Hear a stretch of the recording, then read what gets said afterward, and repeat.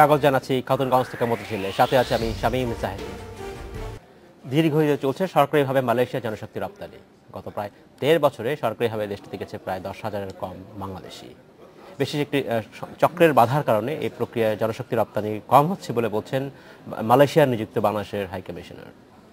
এই নিয়ে আজকে আমরা আলোচনা করতে স্টুডিওতে আছেন, এই নিয়ে আলোচনা করবো আজকে মালয়েশিয়ার জনশক্তি নিয়ে। এটা নিয়ে আলোচনা করতে আমার সাথে স্টুডিওতে রয়েছেন centre for NRB chairperson MS Shakil Chowdhury এবং রামরুর প্রোগ্রাম ম্যানেজার মেরিনা সুলতানা। তবে মূল আলোচনা যাবার আগে দেখে নেব একটি প্রতিবেদন।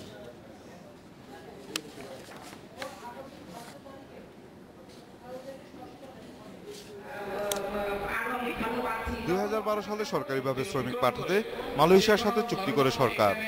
এরপর ২০১৩ সাল থেকে প্রায় ১.৫ বছরে শ্রমিক গেছে ১০,০০০-এরও কম। তবে দেশটিতে শ্রমিকের চাহিদার তুলনায় তা আশানুরূপ নয় বলে জানান সে দেশে নিযুক্ত বাংলাদেশের হাই কমিশনার। কক্সবাজার দিয়ে নৌকায় ঘাট নানানভাবে আসতেছে না, ওই লোকের এসে কাজ করতেছে এখানে, এবং ওই জায়গা আছে ডিমান্ড কালেকশনে হয় ঠিক মতন আসতেছে না, বা কোনো একটা কর্নার বা কিছু লোকজন বা যাদের স্বার্থ আছে তারা ওই ডিমান্ডটা আশাটাকে প্রতিহত করতেছে। তবে সরকারিভাবে বাংলাদেশ থেকে শ্রমিক নেওয়া বাড়াতে নানা উদ্যোগ নেওয়া হচ্ছে বলেও জানান তিনি। এখানকার local authority, human resource ministry, তাদের নিয়ে আমাদের এমবেসি আর আমরা এমপ্লয়ার যারা আছে বিভিন্ন জায়গায় সভা সেমিনার করে এই জিনিসটার সুফলটা কি এটা আমরা বুঝাতে হবে, আমাদের মাঠে নামতে হবে, যেটাকে আপনারা বলতে পারেন যে মার্কেটিং করা। তো এটার আমরা উদ্যোগ নিচ্ছি, আমরা অলরেডি প্রস্তাব ওদের কাছে দিয়েছি, আশা করি এটার সুফল পাবো। এটার ব্যাপক আমাদের একটু প্রচার করতে হবে, আগ্রহী করে তুলতে হবে এমপ্লয়ারদের যে এটা সুন্দর একটা সিস্টেম। এছাড়া অবৈধ পথে মালয়েশিয়ায় শ্রমিক যাওয়া বন্ধ হলে দেশটিতে সরকারিভাবে জনশক্তি রপ্তানি বাড়বে বলে মনে করেন মালয়েশিয়ায় নিযুক্ত বাংলাদেশের হাই কমিশনার।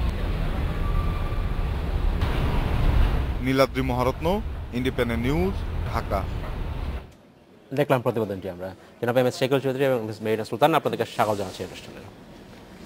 এই মুহূর্তে প্রতিবেদন দেখলাম যেখানে মালয়েশিয়া নিযুক্ত বাংলাদেশের রাষ্ট্রদূত জনাব আতিকুর রহমান বলছেন যে তারা চেষ্টা করছেন কি করে এই বাংলাদেশ থেকে মাইগ্রেশনটা বৃদ্ধি করা যায়, কারণ যে পরিমাণ গেছে গত ১.৫ বছরে মাত্র ১০,০০০-এরও কম, সেটা অবশ্যই সন্তোষজনক নয়।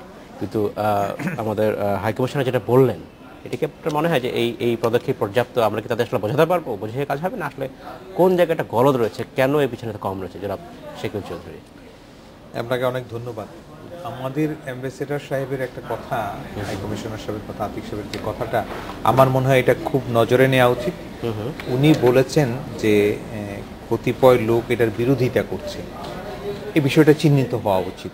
চিহ্নিত হলে দেশের জন্য ক্ষতিকর যেসব কাজ দেশে বা দেশের বাইরে হচ্ছে, এগুলোকে যদি আমরা সামাল দিতে না পারি তাহলে দেশের স্বার্থ সংরক্ষণ করা কঠিন। রাষ্ট্র সরকার পরিচালিত হচ্ছে, এদেশের মানুষ দেশের মঙ্গল চায়, এর মধ্যে কিছু লোক যদি তাদের স্বার্থে দেশের বিরুদ্ধে কাজ করেন তাহলে এটার নিশ্চয়ই চিহ্নিত হওয়া উচিত। আমি উনার এই পয়েন্টসটাকে নজরে নিয়ে এটার ব্যাপারে কাজ করবার জন্য আমি সরকারের সংশ্লিষ্ট অথরিটিকে অনুরোধ করব।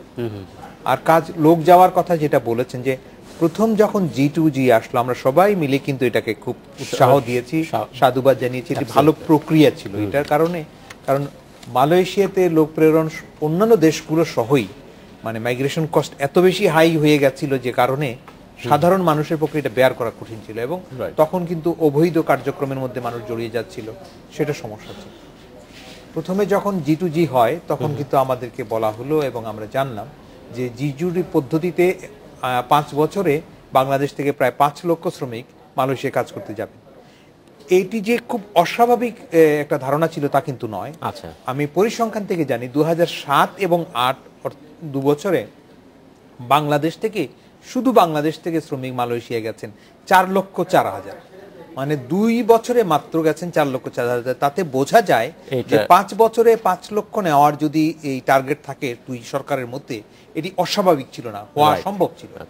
ফলাফলে কিন্তু আমরা দেখেছি 2012-তে মাত্র গেলেন, ওই বছরটা বন্ধ হয়ে যায় 804 জন, 2013-তে 3,850, আর 2014-তে অবস্থা কিছুটা উন্নতি হয়েছে, 4,800-র মতো এই পর্যন্ত হয়েছে। আশা করছি হয়তো এটা 5,000 ক্রস করে যাবে, কিন্তু সংখ্যার মানে এবং আমাদের আকাঙ্ক্ষার মানে কিন্তু অনেক তফাৎ রয়েছে। এখানে পিছনে অনেক কাজ, যেটি অ্যাম্বাসেডর সাহেব, হাই কমিশনার সাহেব যেটা বলছিলেন, এখানে পিছনে অনেক কাজ বোধহয় আমাদের করতে হবে। ধন্যবাদ জনাব চৌধুরী, আমি আপনার কাছে ফিরে আসবো। সুলতানা, আমি আপনার কাছে জানতে চাচ্ছি যে এই যে প্রক্রিয়াটা মুখ থুবড়ে পড়েছে না বললো, আমি বলি এই মুহূর্তে ব্যর্থতায় উপনীত হয়েছে, কারণটা কি তাহলে? একটা হচ্ছে আমরা শুরুতে আমরা বারবারই বলেছি যে এটা প্রথমেই সাপোর্ট দিয়েছে একই কারণে উনি যেটা বললেন যে হ্যাঁ মালয়েশিয়া মার্কেটটা আমাদের জন্য খুব ইম্পর্টেন্ট ছিল, কিন্তু মার্কেটটা বন্ধ হয়ে গেছিল এবং সেটার পিছনে অনেক ধরনের প্রতারণা চক্র একটা ছিল তার মানে। এবং একই সাথে আমাদের যখন কাজটা শুরুর দিকে যখন দেখলাম যে গতিটা কমে আসছে যেভাবে ভাবা হয়েছিল, আমাদের রামরু থেকে কিন্তু একটা বারবারই ছিল যে মার্কেটিং স্কিলটা আসলে আমাদের, যেহেতু সরকার থেকে পাঠাচ্ছে, সরকারের পর্যায়ে ওই সরকারি পর্যায়ে এই মার্কেটিং সরকারের ক্ষমতা আছে, মার্কেটিং স্কিলটা অবশ্যই দুর্বলতা আছে, সেটা ওনার কাছ থেকে কিন্তু আরো পরিষ্কার হয়ে এসছে। এটা ভালো লাগলো যে এতদিন আমরা বলে এসছি কিন্তু ওনার কাছ থেকে এসছে একজন সরকারি পর্যায়ে থেকে। অবশ্যই এটা একটা, কারণ আমরা কিন্তু যখন পাঠিয়েছি প্রথমেই কিন্তু ক্রাইসিস থেকেই G2G গেছে, কারণ মার্কেটটা বন্ধ ছিল, তার মানে ওখানে কিছু ফ্রডলেন্স রয়েছে, তার মানে কিছু একটা চক্র কাজ করেছে। এটা আইডেন্টিফাইড হয়েই কিন্তু আপনার মাইগ্রেশন কস্ট কমিয়ে এই জায়গাটাকে গভর্নমেন্ট পদক্ষেপ নিয়েছে। তাহলে একই সাথে ওই প্ল্যানটা থাকা খুবই জরুরি ছিল যে এই জায়গায় এই ধরনের ক্রাইসিস আবার কোন কোন ক্রাইসিস আসতে পারে, সেই জায়গাটা আমরা কিভাবে মিট আপ করবো, এই যে একটা ভবিষ্যৎ পরিকল্পনার জায়গাটায় আমার মনে হয় যে ওই জায়গাটা দুর্বলতা পুরোপুরি কাজ করেছে। আদারওয়াইজ আমরা কেন বলবো যে 2013 থেকে 2014 মধ্যে 7,000 সামথিং গেছে, তার মানে এইটা আমাদের অনেক বেশি আশার একটা জায়গা ছিল, যেটা নিয়ে আমরা বলছি না যে আশা চলে গেছে, কিন্তু অবশ্যই আমরা মনে করি যে এটা কিন্তু কি পরিমাণ মানুষ অনলাইন রেজিস্ট্রেশন করেছে, কি পরিমাণ মানুষ যেতে চাচ্ছে। আর একটা জিনিস একটু বলি যে মালয়েশিয়া মার্কেটে কিন্তু কাজের সুযোগ আছে, এটা কিন্তু প্রত্যেকে জানে। যদি না জানতো তাহলে এত মানুষ অবৈধ পথে যেত না। আমরা গত 2 মাসের মধ্যে একটা রিপোর্ট যেটা আমরা সমুদ্র পথে গেছে এবং বাঙালি একটা জায়গা থেকে আমাদের বাংলাদেশ থেকে যে গেছে, সেটা কিন্তু অনেক বড় একটা সংখ্যা আমরা পেয়েছি শুধুমাত্র একটা ডিস্ট্রিক্টে। তার মানে ওইটা কিন্তু একটা ইন্ডিকেট করে যে আমরা ওখানে ডিমান্ড রয়েছে, কেউ আপনাকে তাহলে ওই জায়গা থেকে বলছে যে তুমি পার হয়ে আসো, তোমার জব সিচুয়েশন আছে। ধন্যবাদ মিস্টার, আমি আপনার ফিরে আসবো। জনাব চৌধুরী, আমাদের হাই কমিশনার বললেন যে এক ধরনের মার্কেটিং উদ্যোগ নিয়েছে যারা তারা মার্কেটিং বলতে পারে। এই যে মার্কেটিং, এই যে ক্যাম্পেইন, সেটা করার মতো সরকারের কি যথেষ্ট জনবল বা অভিজ্ঞতা রয়েছে? সরকারের এখানে মার্কেটিং কিন্তু সরকার আর বেসরকার বলে কোনো কথা নেই। মার্কেটিং স্ট্র্যাটেজিতেই করতে হবে। অ্যাবসলিউটলি। আন্তর্জাতিক অঙ্গনে আমি যখন আমাকে মার্কেটিং করতে যাব, তখন আমার সব ভালো রকমের স্কিলগুলো নিয়ে আমাকে যেতে হবে। আমাদের বাংলাদেশের সরকারি মার্কেটিং ব্যবস্থার নতিজা ভালো নয়। এই আমাদের যে হাই কমিশনার সাহেব এটা শেষ মুহূর্তে স্বীকার করছেন, কারণ উনি ফিরে আসছেন, ওনার টেনিউর শেষ হয়ে গেছে, উনি রিটায়ারমেন্টে যাচ্ছেন। আরেকজন অ্যাম্বাসেডর এখন ওখানে যাবেন, সৌদি আরবে যিনি আছেন শুনছি উনি যাবেন। আমরা আশা করি যে নতুন অ্যাম্বাসেডর সাহেব যখন, হাই কমিশনার সাহেব যখন যাবেন, তখন ওখানে কাজকর্ম হোক এবং আরো বেশি করে মার্কেটিং স্কিলটা ডেভেলপ করুক। আমি যে কথাটা বলতে চাচ্ছিলাম যে খুব ভালো উদ্যোগের আশা নিয়ে কাজটা হয়েছিল। G2G প্রসেসটা কিন্তু মাইগ্রেশন কস্ট এবং অবৈধ অভিবাসী রোধ করবার জন্য করা হয়েছিল, কিন্তু এটি ভালো করতে গিয়ে এমন হলো যে পুরো প্রক্রিয়াই প্রায় স্থবির হয়ে গেছে। 7-8 হাজার লোক 2 বছরে গেছে, এটি কোনো মানে কনসিডারেবল নয়।